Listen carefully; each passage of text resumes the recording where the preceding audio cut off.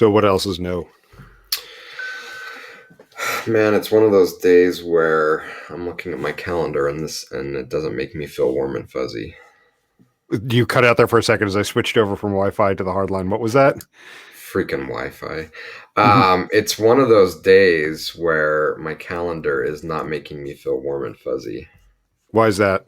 Just a bunch of It back-to-back just stuff? yeah, lots of stuff, and part of it's on me because I had a bit more open calendar on Monday and Tuesday, and I have a list of things that I wanted to get done, and I'm like, yeah, I'll get it done the next day, and now it's the next day, and I didn't get it done, and it's like, well, there's no way I can get it done today, so that I probably should have just got it done. I think it's more about like just looking at the number of meetings on my calendar and knowing that I needed to get stuff done. And so Mhm. it's not that the meetings aren't important and the time blocks and that's overly stressful. It's just if I would have just got my work done when I had the time, then I think it would have been fine. But the fact that I kind of, procrastinated on it a bit, and now I'm like, well, crap, now I can't get it done today either. So Mhm. No, I get it. anyway, that is that. How are things with you? Things are good. Things are good. I think maybe I mentioned when we recorded last week, we're getting ready for the kiddo's second birthday. He's 2 already. Yeah, it's crazy, man. I know it is. It's flying by because when I think of that, that means I haven't seen everybody in person for 3 years now. It's Like been a everybody on the it's team. yeah, it's been a minute, huh? Yeah. Um, I spent time with folks at Summit 3 years ago, and then I had planned to go 2 years ago. And Mm-hmm. my wife, it was a planned C-section. Yeah. So like the C-section was 2 weeks before her actual due date, and then Summit was 2 weeks before that. I mean, maybe a week before the C-section, and like everything was going swimmingly. My wife was cool with me going away for the week. Um, but then right before, like maybe a week before Summit, we went to one of the doctor's appointments, and she and I were starting to get a little nervous. And the doctor's like, "Listen, if you're not there to close a multi-million-dollar deal, if you're not there, I mean, I that's going." wish. Yeah, but like if you don't have plans to do that level of stuff, I'd recommend you stay home just in case. Um, and I said, just knowing my luck, if I did go, she would have gone 3 weeks early. Yeah. It would have been a rush to the hospital, and it's not like I was up in New York or Boston where I could be home very, very quickly. We made the decision to bail on it, and I stayed home, and then you know, then last year happened. Yeah. So Yeah. yeah, it's Well, been a that while since last I year and stayed then home. this year, right? Like Yeah, our normal meetup at Adobe Summit. It's 2 years in a row. It's not going to happen. So yeah, it's been a while. yeah. It's been a while. So hopefully soon. Hopefully soon. Hmm. And I'm hoping that it's not Adobe Summit next year. I'm hoping we have an opportunity somewhere, sometime this year to meet up as a team because it's been too long. Yeah, yeah, So. yeah. I'm hoping sometime this summer we can do that. And I'm realizing looking at this feed, so we use StreamYard to record and have our feed here. And I'm thinking I need StreamYard to just follow me around all the time because my hair does not look this amazing in real life. I don't know what's happening with the camera here. It Nice. looks good. It looks good on the camera. It's one of these skinny mirrors. It's a skinny Yes. mirror. That's a Seinfeld. That's a Seinfeld reference. Skinny mirrors. Yeah, but yeah, good stuff. Yeah, fairly hopeful about things. I don't know how things are out in PA, but we're getting good vaccination rates here in Utah, and in fact, today is the first day. There's no more. There's no more. What's the word? Like groupings. Yeah. There's no more like if anyone over 16 is now eligible. So there's no more Okay. there's no more requirements Hmm. for getting in. So I'm hopeful for that.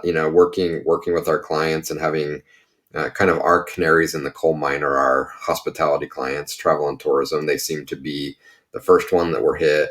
So we're kind of looking at them as far as what is happening, and I think we're seeing some positive vibes coming out of travel and tourism. airlines starting to pick up a bit, travel starting to pick up a little bit, and it's still a little bit early. But I think they're starting to notice an end in sight. Um, and from a consumer side, man, we're seeing consumers just itching to spend.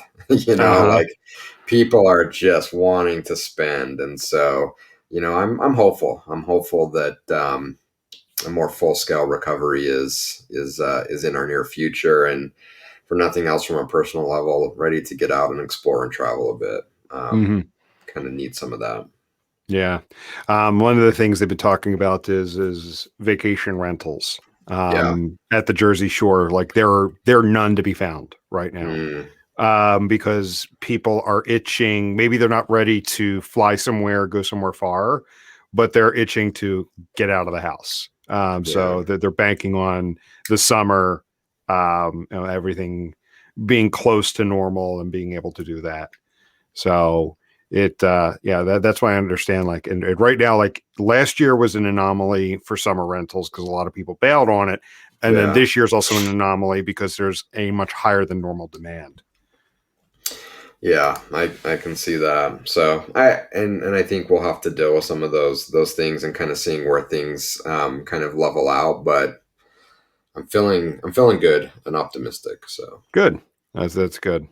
yeah, Um, so and that kind of gives me a I gave you a segue. segue. I gave You you your did. segue. You gave me a segue talking about this kind of like, people starting to return to normal, feeling good about returning to normal. One of the things like, let's just say what it was is COVID was a bit of a kick that's really ignited remote work. Yeah, It's pushed it along a lot faster than it was coming along.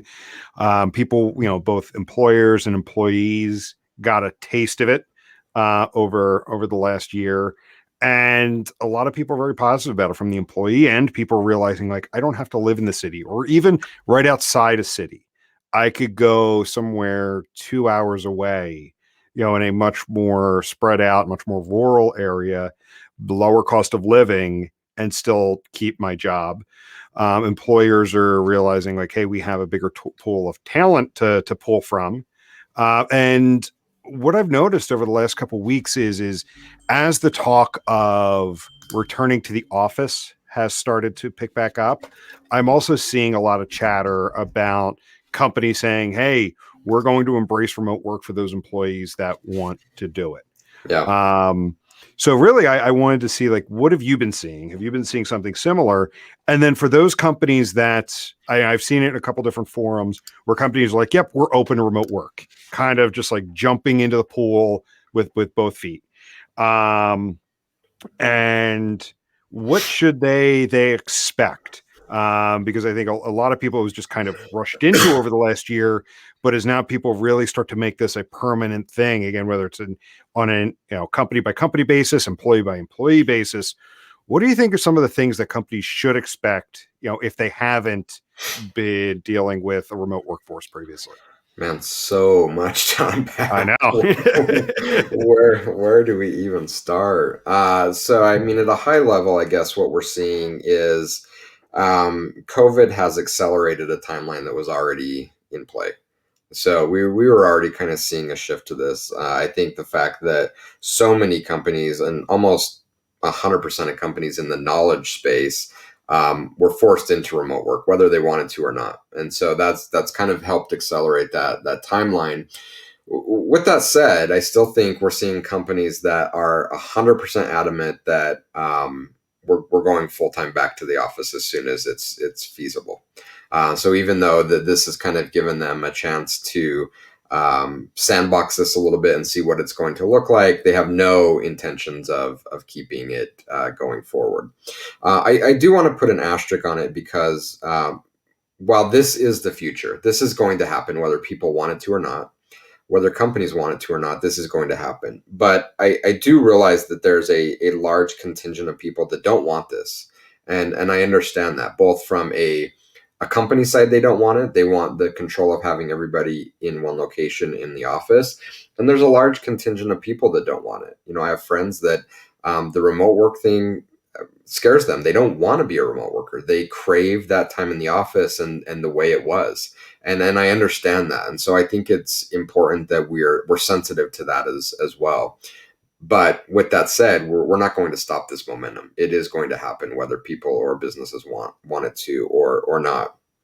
But we'll continue to see outliers of companies that are going to fight against this happening. In fact, I was having a conversation this morning. I don't know if you caught it on Twitter, where we were talking about remote work. Is that what kind of led you to today's topic? I was thinking about it already, and then I Okay. saw a couple things you posted on Twitter. I'm like, he's in the perfect mood to talk I'm about in. it. I'm in So the zone. I'm in the zone. you confirmed my hunch to have this as our topic today. Well, everything kind of lined up. So in Utah, we have this rural initiative that Utah State University is pushing, and the idea is that just as in the past we saw kind of a mass exodus from cities, I think in kind of closer to your area in Detroit and others where we saw a mass exodus, we're seeing that in rural communities right now where they're just losing their kids. Like their kids graduate from high school and then they leave and then they never come back. And they're leaving for bigger cities, and that may be for opportunities, that may be lifestyle related, but they know they're leaving. And what this Utah Rural Initiative is looking to do is to maybe recapture some of those kids that moved out and moved back home. But I think their effort, or what their aim is a little bit bigger, in that they're trying to attract remote workers to live in more rural environments. And I kind of started thinking about it because while I think their vision is right, their execution is a little bit misguided. And they put out a post this morning, and they were kind of talking about this small town in Utah, and they were talking about how they're going to attract people. And it almost felt like an episode of Parks and Rec. It's like they had this shot of this elementary school where they've made it into some like co-working desks, and oh, you have access to this, elementary cafeteria, and they have, oh, and we have like a little library. It's like, this is cute, guys, but this isn't going to attract someone moving from LA to live in your city. And that's what started the conversation around remote work. And it was interesting to see people's responses. And one of the big ones was, I grew up in a small town. I moved to a larger city. Had I had the opportunity to stay, I would have stayed. But now that I left, I'm not going back, which was interesting in and of itself. But we need to figure out what this is going to look like. Ultimately, businesses need to be on board, but how much power do employees have, or employees going to take? Because a lot of the feedback I got on Twitter this morning was, I would love to move to a small town. I would love to move here. I would love to go to the beach. I would love to be a nomad, but my company won't allow me to do that. And I think at some point in time, specifically with knowledge workers that are very experienced in their space, they're not going to give companies the opportunity to tell them that. They're going to say, this is what I'm doing. Are you on board? If not, I'm going to go work for someone that is. And companies are going to be forced to adopt it, whether they like it or not. Yeah.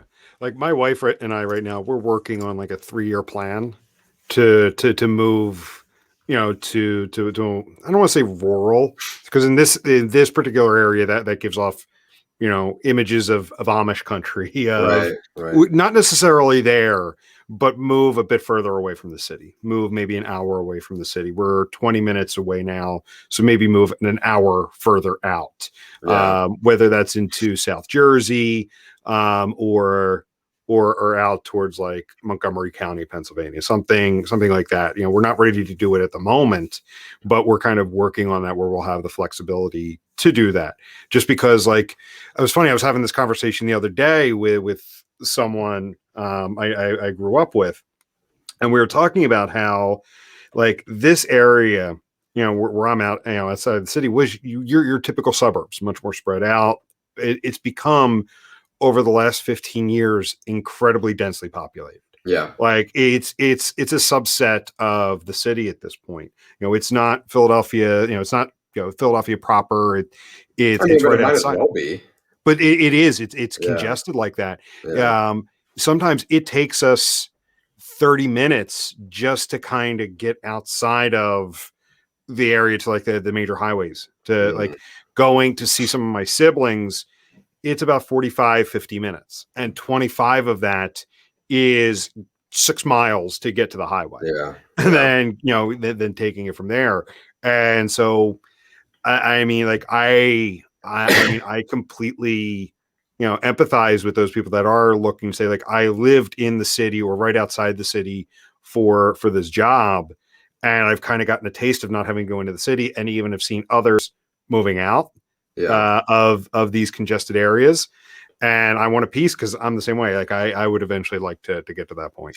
Yeah, and it's actually a really good conversation. So, two things to follow up on that. One, I think it speaks to the importance of infrastructure from a travel standpoint, from a ability to move around standpoint. So, if I truly have freedom and autonomy to work anywhere, how important is that to have that autonomy in my ability to move and travel? And again, as I was talking about it this morning on Twitter, that came up a lot.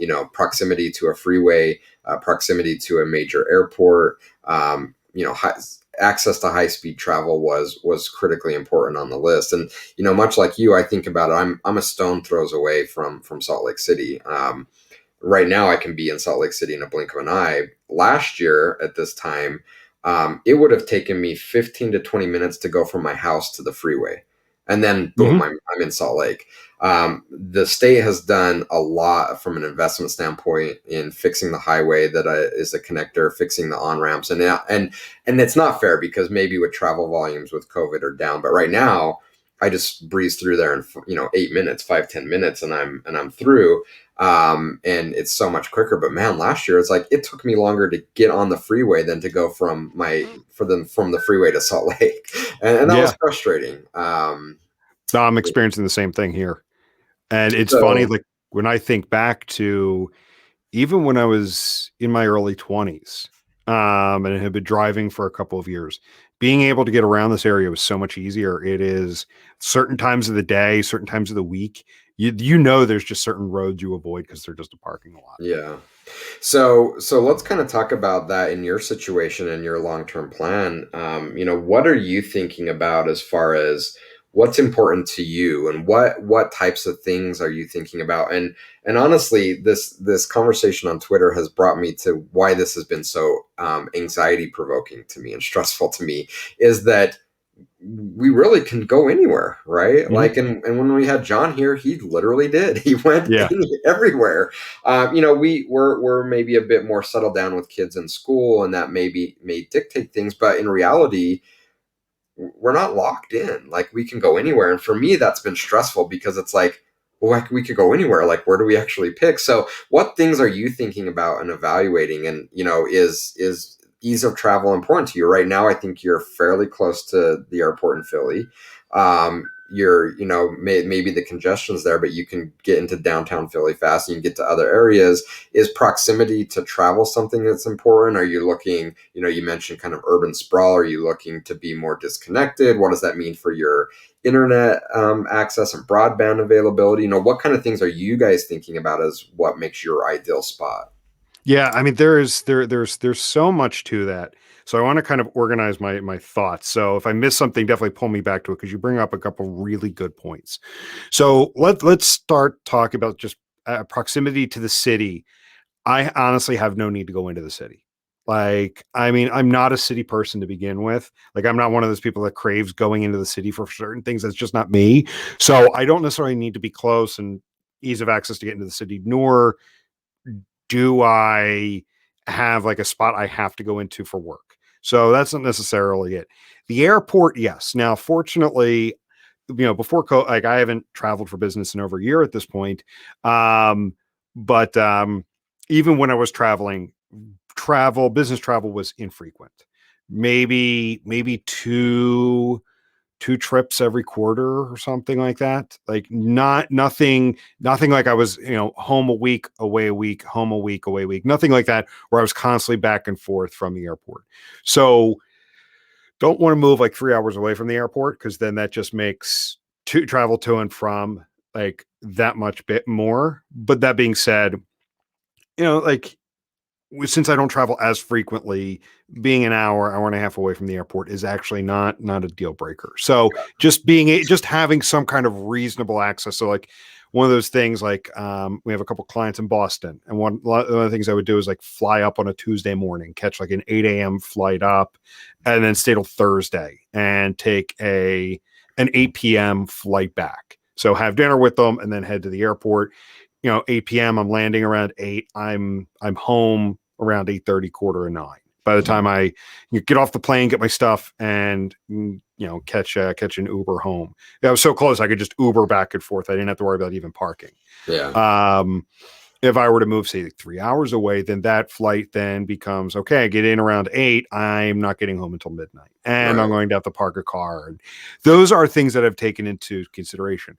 But one of the things with this area, there are that's Philadelphia International. There are smaller regional airports. I Yeah. think there's one in Allentown. There's definitely one in Atlantic City. And some of those you can get flights to other areas like a Boston, like a Chicago, something Right. like that. So that Or may be even Vegas. something, yeah. And so that may be something you're willing to give up a little bit, is maybe your number of direct flights isn't as good, but you're like, you know what, I'll do some connecting flights. It's worth the exchange. Yeah. Like say we moved to say South Jersey, instead of traveling into Philadelphia, go to Atlantic City, and it's a small little regional airport. Right. So, I mean, I think it was 2 years ago, my brother and sister-in-law went out and flew out of, I think it was Allentown, and flew to Las Vegas with a connecting flight in Chicago.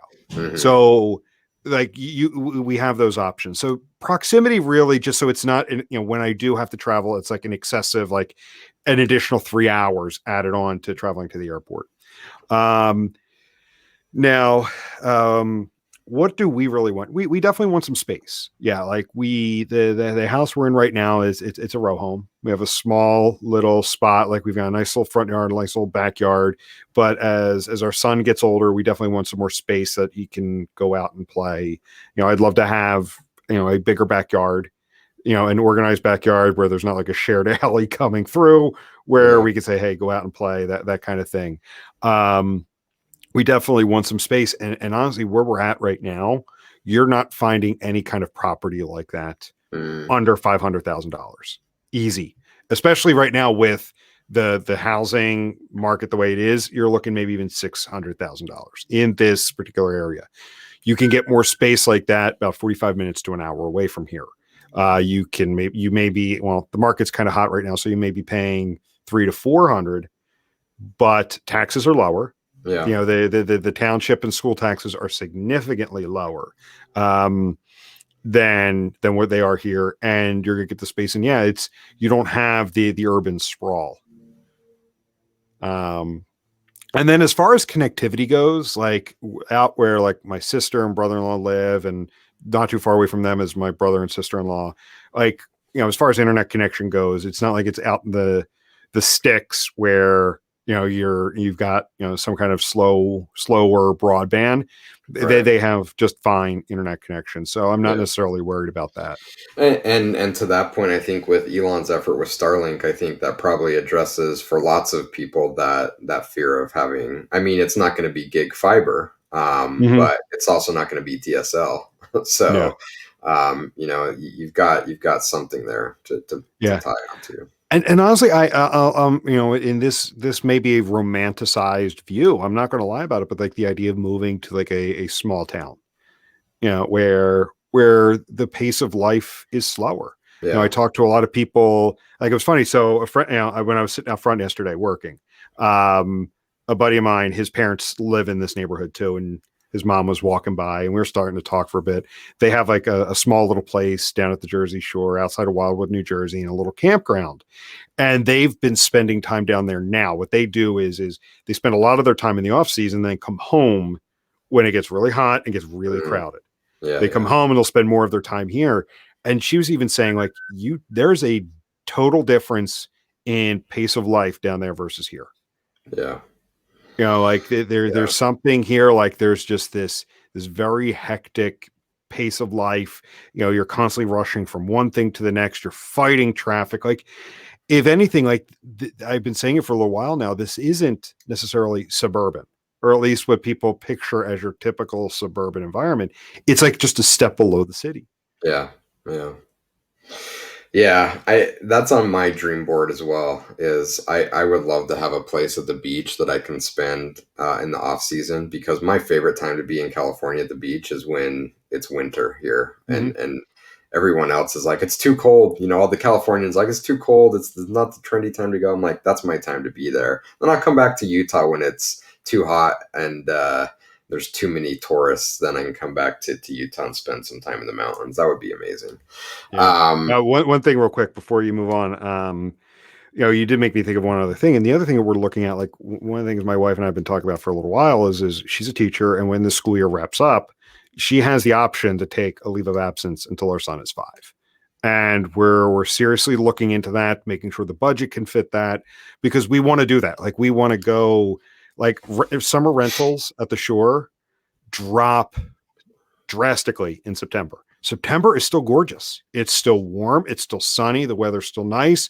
A lot of things are still open. At this point, a lot of things are staying open year round. Where 30 years ago, the town's completely shut down yeah. come the off season. We're talking about, a couple days after Labor Day, getting a rental for 2 weeks in September and doing that for a couple years before he has to go off to school. Yeah. And I mean, that's part of the flexibility is, you know, I could take my work with me. We can go get a summer rental for 3 weeks, whereas in the summer it would That's take right. that money would only get us 1 week. Yeah. And where we were sitting outside the other day talking about it, and it was just like, yeah, imagine like, okay, I'm not taking off every day of those 3 weeks, but we get up early in the morning, we go for a bike ride along the beach, along on the boardwalk, come home. I You mean, it'd could be take him to do amazing. something. I get some work done, and Hmm. then I schedule my days. I wrap up around 3, and we go Yeah. down to the beach for a couple of hours. We take them up to the boardwalk and put them on some rides, and we have dinner or something like that. I mean, imagine being able to do that. Like, this is the flexibility remote work gives an employee, and you can't tell me that doesn't help with just quality of life and quality of work. You gave me my segue. So I have two topics that I want to segue into, and one, and help me remind it to circle back to, what are cities doing to help support remote work. But to your point, I agree. That's the beauty of remote work, but it takes the support of the company for that to happen, right? So we have a pretty open policy. If you want to take time off, you take time off. If you want to, work at 10 and take off the afternoon and then do some work, like we don't dictate that. We give you the freedom and autonomy to design your own day. And hopefully, I'm hopeful our employees are taking advantage of that. However, that isn't always the case. So even though your employees are remote, we've seen lots of companies say, yeah, we're open to remote. We're not so open to the autonomy piece of the remote. And so they're dictating, like, look, you have to be in front of your computer between 8 and 5. We have little tattlers we're going to put on your laptop. They're going to tell us if you're there or not. We're going to monitor your traffic. And if you're surfing social media during the day or watching YouTube, that's a no-no. Right. So I think it's important that we have that discussion that remote isn't just remote. And I think a lot of people have kind of had their first taste of remote, and it hasn't been what we would consider remote. And while early in the pandemic, companies had no idea, they were just like, let's figure it out. As it's dragged on over a year at this point, they've started to put processes and things in place to try to change the home office to be more like or try to change the remote office to be more like the home office, or vice, the home office not being the home, the corporate office. Sorry, geez, need to be a bit more clear in how I'm speaking there. So I think that's an important discussion to have. That it's one thing to be remote; it's a whole other thing to be remote and have autonomy to take advantage of that remoteness. Hmm. Yeah, and honestly, and that's one of the things I wanted to talk about today with the topic around like what can companies expect, as employees are demanding remote, being able to work remote, as well as companies just diving right into it. Is you bring up a great point of the one of the things that's going to come with it is employees are going to want autonomy. They Yeah. don't want the rigid structure of the office. They want to be able to dictate when they're going to work, and a lot of that requires trust. Hmm. It's easy to say, well, just get your shit done and we're all good. It's another thing when it actually comes time to allow that policy to take effect. 100%. And we had this conversation early on. I can't remember. Was Time Doctor? We Yeah. talked with a company that was kind of helping develop tools for this. And I mean, I think tools to make remote work better, to provide connectedness, to make sure that we can communicate and collaborate. I think all that is fantastic. What I'm concerned about is companies using tools and technology um, to babysit, to micromanage their employees, because I think you're 100% right. And I mentioned it earlier on the podcast today that um, for especially your high performers, especially for your more expert employees, this is not going to fly. They are craving that autonomy, and the autonomy that they've gotten a taste of during COVID, work from home, is not going to go away, and they're going to crave it, and very shortly they're going to demand it. And so if you're not able to come through as a company for that, then you're going to lose those employees, guaranteed. And they're going to find a company that does have trust and is going to give them that autonomy. Um, I know it's something that we thought really critically about when starting 33 Sticks, and just everything we've seen over the pandemic has confirmed those choices, that big time employees that are really impacting your business, autonomy is one of the biggest things that they crave, and they're going to demand it. Be ready. Mhm. And even if they may not have directly gotten a taste from it, they're going to start knowing people that have. For sure. Yeah, for sure. So it's coming, and companies need to be prepared. There's not a lot of leadership in the space, and again, my concern is that existing leadership is going to say, well, let's support remote, but let's try to run it as much as if they were in the office. From working from home, and I just don't think it's going to work. It's going to take a fundamental shift in how management is done and how companies are structured, and honestly in the trust that they have in their employees to allow them to have the autonomy to do their job. So it'll be an interesting few years. My concern, and I want to pivot into the city discussion, is that rather than having trust, we're going to have a lot more policies. So I think these, especially big companies, are going to have a lot more policies specifically structured for how you can work from home. I think right now they haven't had the time to think through that, so they've just said we have to just let them do what they're going to do. But now that they have had time to think through it, and they've got their management consultants in there, and they've sat around their boardroom tables, they're going to come up with a pretty beefy employee handbook just for work from home that's going to dictate how you're going to work from home. And I think that that's going to ruin a lot of work from home experiences, and we're going to see a little bit of a backlash with work from home, where people are going to say this is horrible, work from home sucks. But it's going to be unfair, because what they're saying is that the way my company is managing it sucks, which absolutely is going to happen. And so we need, as those of us supporting work from home, as we're trying to attract employees, we're going to have to be ready to talk to that as well and say, look, I know you've been screwed over in the past. That's not the experience that we offer. So in addition to that, you and I talked about this yesterday. Your township is asking us to get a business license there because you're working from home. And it's basically, they're saying, well, this is a storefront. You have an employee working here, so you need a business license to have an employee here, which to me was just crazy. But I have to imagine that cities and states are also thinking about it. As we have a much more mobile workforce, what does that mean? And unfortunately, I think rather than thinking creatively about it and thinking about how we can make this a really valuable experience for local governments, employers, and employees, we're going to see what government does best, and that's they're going to pass a lot of legislation and bills, and we're going to have a lot more rules attached to companies for how they can operate remotely. And I just don't think that that's a good thing in the long run. Mm-hmm. Yeah, it's going to muck things up, and it's just going to make it harder for employees to work remote. It's going to add more paperwork for companies, and Yep. they're going to just turn around. If it gets too burdensome, they're just going to turn around and say, "F it." Everyone's coming back to the office. I think they're going to say everyone's coming back to the office. I think we're also going to see companies, unfortunately, are going to look at people and say, where do you plan on working? And if they're in a known city that is difficult to work with, unfortunately, I think they're going to probably Mhm. start not hiring out of that city. But also on the flip side, I think we're going to see cities use this as an opportunity. So we talked about rural communities looking to attract workers. This may be their opportunity. This could be a great marketing effort to say, look, I know these other cities make it horrible for employers and make it not so great for employees. Here's what we're doing to help you cut through all that nonsense. And I definitely can see it as a way for rural communities to go after employers and say, we're an ideal place for your remote workforce to settle, and going after employees and saying, hey, we're setting up infrastructure and a great place for you to be with other like-minded individuals. I think a lot about Chiang Mai, the village in Thailand where John worked from quite a bit.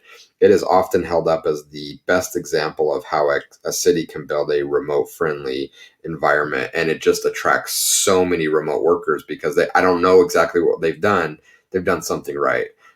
And I think that that's a real opportunity for cities here in the United States to get on board and say, we're not going to be the heavy-handed government regulatory. In fact, we're going to think how we can make this a great experience. And I think there's going to be a few, not a lot, but I think there'll be a few outliers of little towns here and there on the map that are going to really spring up as kind of darlings in this space that are going to attract a fairly sizable remote workforce.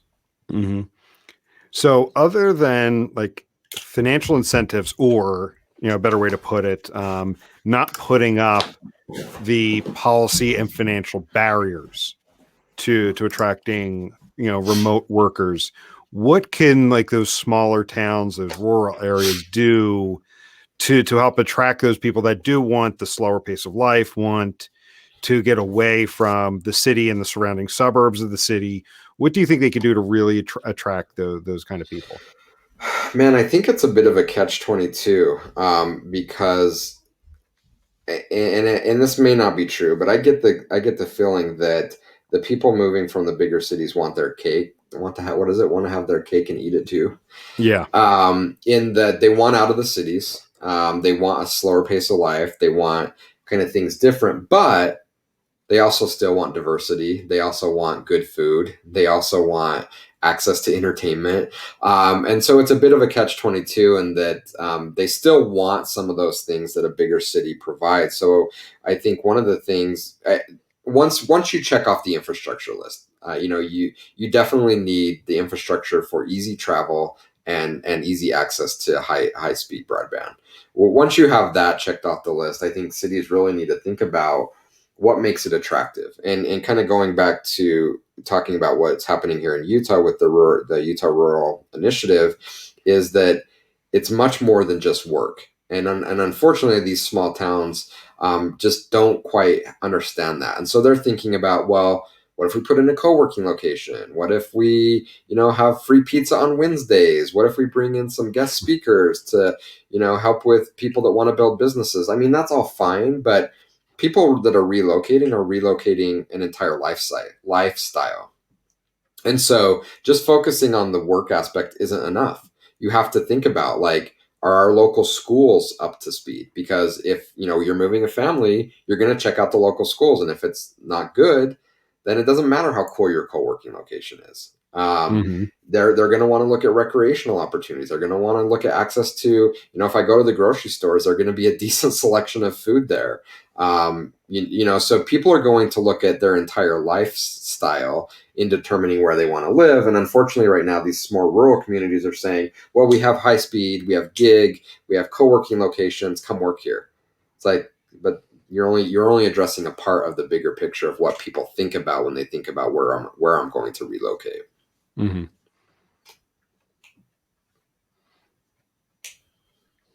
I would love to help. I reached out to the one here in Utah.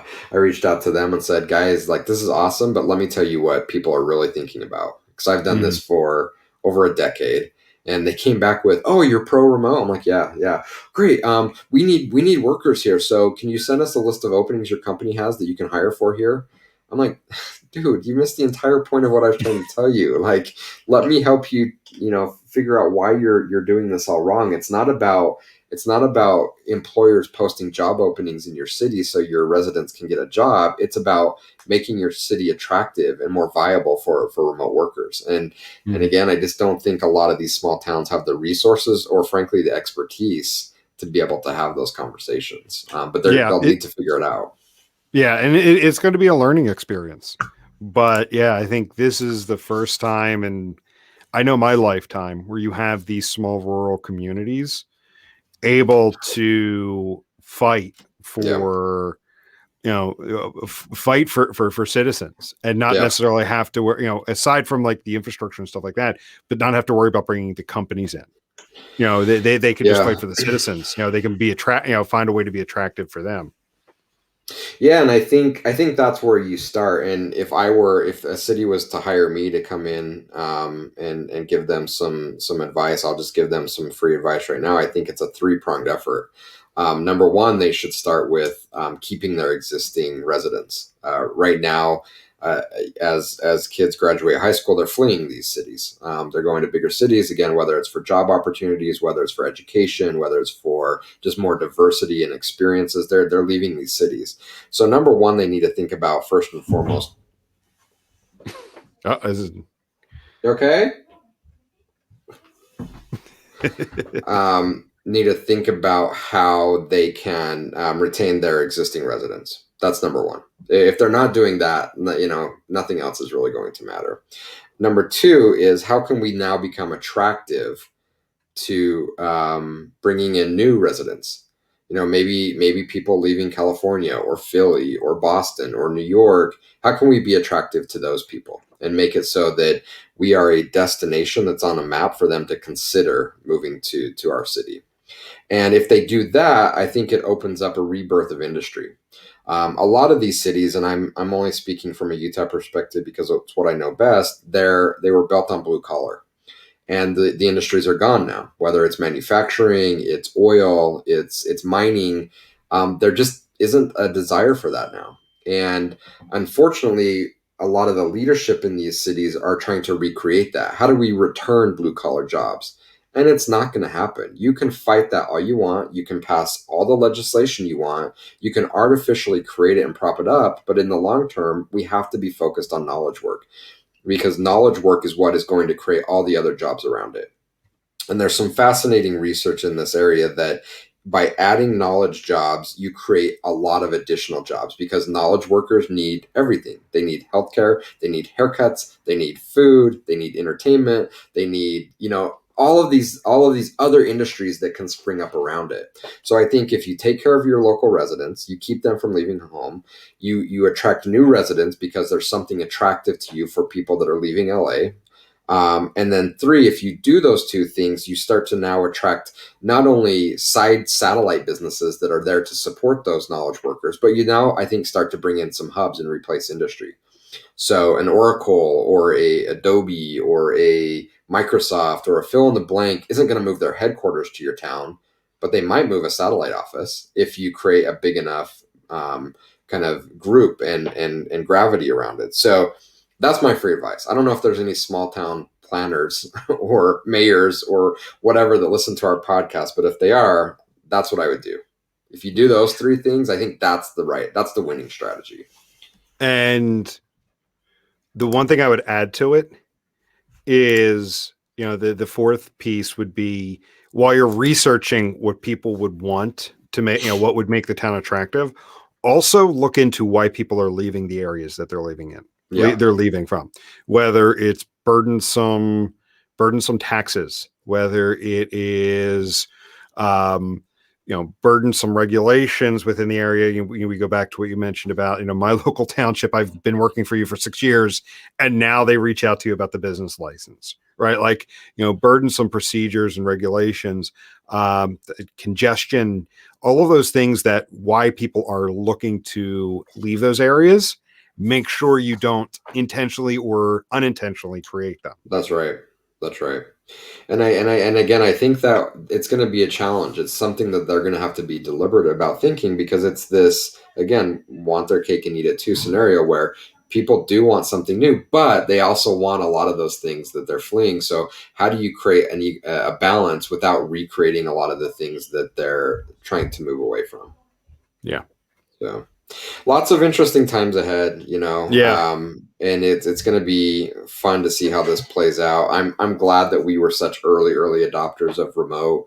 I'm hoping the lessons we've learned we'll be able to share and help others, whether it's townships or people or businesses. I think we have a lot to offer in that space. And one of the biggest takeaways for business owners or businesses or people in executive functions listening to our podcast, I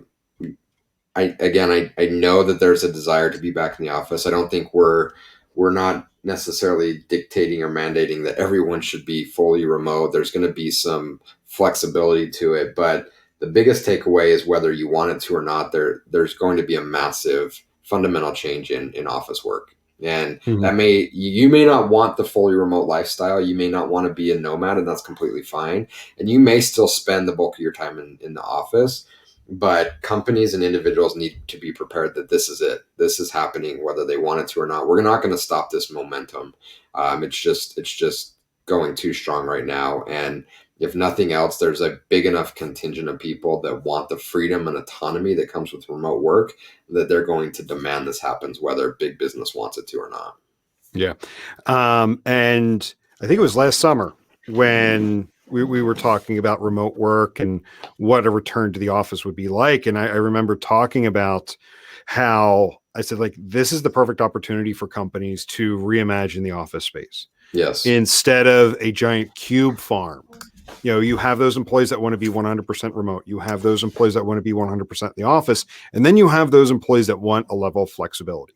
Yep. I'm coming in 3 days this week to work with these people on these particular things, and then I'm not going to be back in the office for 2 weeks or something like that. You have this mix of employees.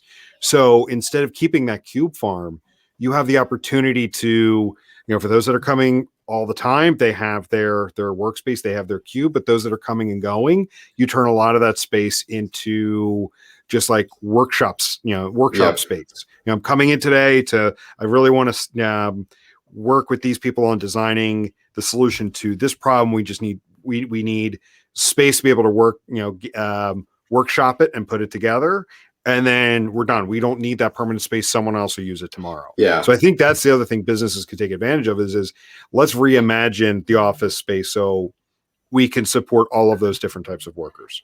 Fully agree. And it's something I hope happens as well. And I think a few companies coming out of COVID will do that. So we're seeing companies that are downsizing space right now. They're subleasing, they're kind of getting rid of space. I would love to see companies say, we're going to change the paradigm here. We're going to get rid of the Q farm. We're going to make our location a makerspace.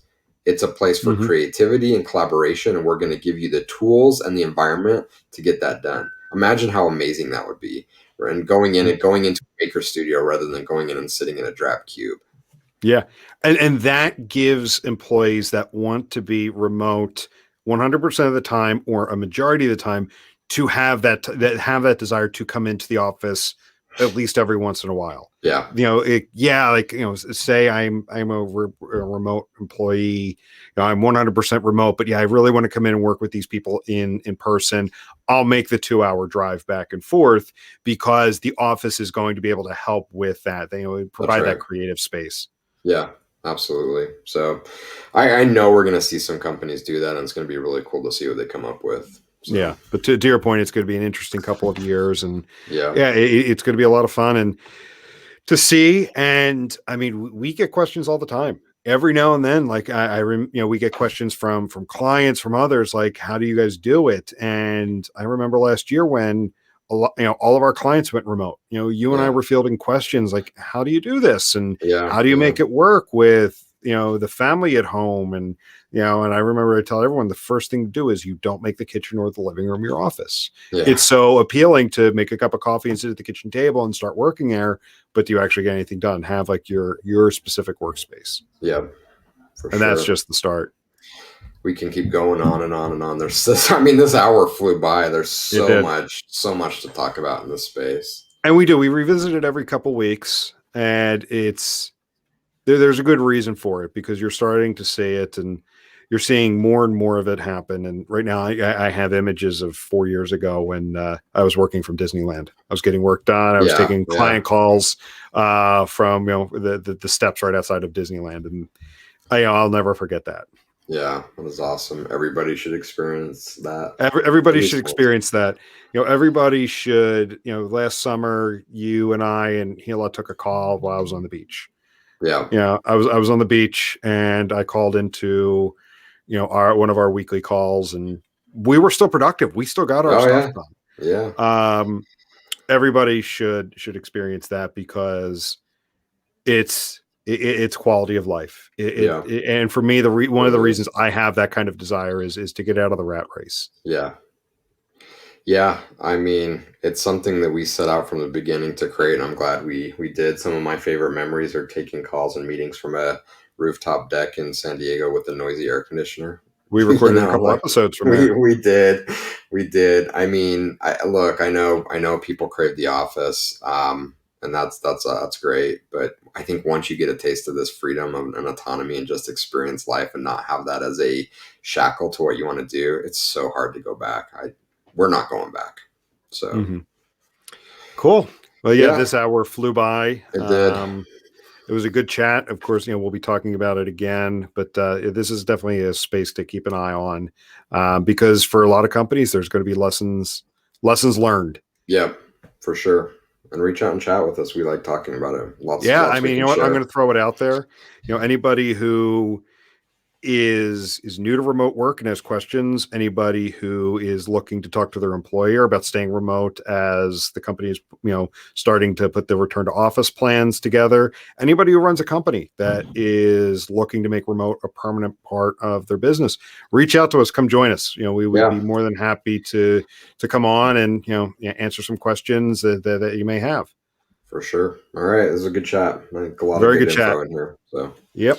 So we'll go ahead and wrap up for now and catch everybody later. all right, see you.